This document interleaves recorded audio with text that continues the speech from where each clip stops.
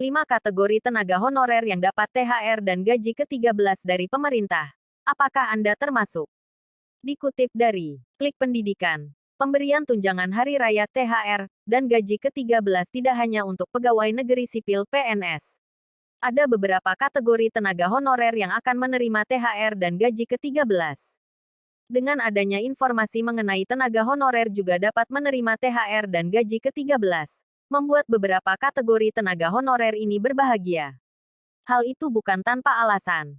Karena besaran nominal THR dan gaji ke-13 tersebut menjadi tambahan penghasilan untuk memenuhi kebutuhan para tenaga honorer layaknya PNS. Seperti yang kita ketahui, pada dasarnya istilah pemberian THR dan gaji ke-13 tersebut selalu identik dengan tunjangan yang diberikan pemerintah kepada PNS bukan untuk tenaga honorer. Namun, pencairan THR dan gaji ke-13 untuk tenaga honorer sudah mempunyai ketentuan yang dikeluarkan oleh pemerintah. Pemerintah memberikan tunjangan berupa THR dan gaji ke-13 kepada PNS serta beberapa kategori tenaga honorer tersebut sebagai wujud penghargaan atas pengabdiannya kepada bangsa dan negara. Adapun jadwal pencairan THR biasanya diberikan paling cepat 10 hari kerja sebelum tanggal Hari Raya Idul Fitri. Berdasarkan PP nomor 16 tahun 2022 telah tercantum bahwa ada 5 kategori tenaga honorer yang akan memperoleh THR dan gaji ke-13 dari pemerintah. Berikut inilah 5 kategori tenaga honorer yang memperoleh gaji 13 dan THR. 1. Tenaga honorer atau pegawai non-ASN yang bekerja pada instansi pusat. 2. Tenaga honorer atau pegawai non-ASN yang bekerja pada lembaga non-struktural.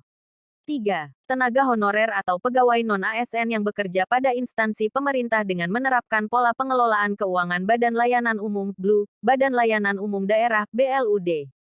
4. Tenaga honorer atau pegawai non-ASN yang bekerja pada lembaga penyiaran publik. 5. Tenaga honorer atau pegawai non-ASN yang bekerja pada perguruan tinggi negeri baru. Dengan diberikannya THR dan gaji ke-13 kepada tenaga honorer tersebut memperhatikan kesetaraan dengan THR dan gaji ke-13 yang diberikan kepada aparatur negara khususnya PNS, prajurit TNI, dan anggota Polri. Akan tetapi kebijakan pemberian THR dan gaji ke-13 juga memperhatikan kemampuan keuangan negara dan juga kemampuan keuangan daerah. Demikianlah informasi mengenai beberapa kategori tenaga honorer yang bisa menerima THR dan gaji ke-13. Semoga bermanfaat. Baik rekan-rekan, cukup sekian informasi yang bisa kita sampaikan, semoga bermanfaat. Sampai bertemu di video-video berikutnya. Saya akhiri, wassalamualaikum warahmatullahi wabarakatuh.